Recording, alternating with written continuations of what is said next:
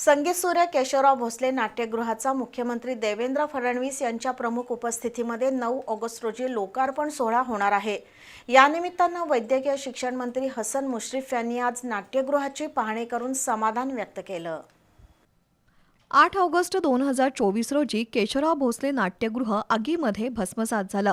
मात्र गेल्या 2 वर्षात कोल्हापूर महापालिकेनं युद्धपातळीवर काम करून हे नाट्यगृह पूर्वीच्या दिमाखात उभं केलंय।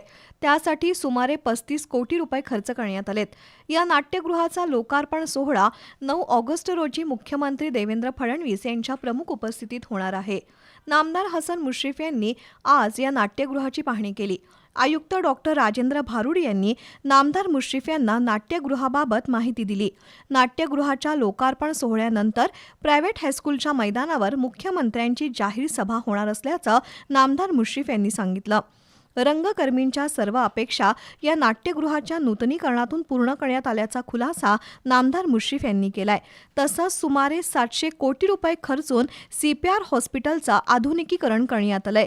त्याचाही लोकार्पण सोहळा मुख्यमंत्र्यांच्या हस्ते होईल असंही नामदार मुश्रीफ यांनी सांगितलं।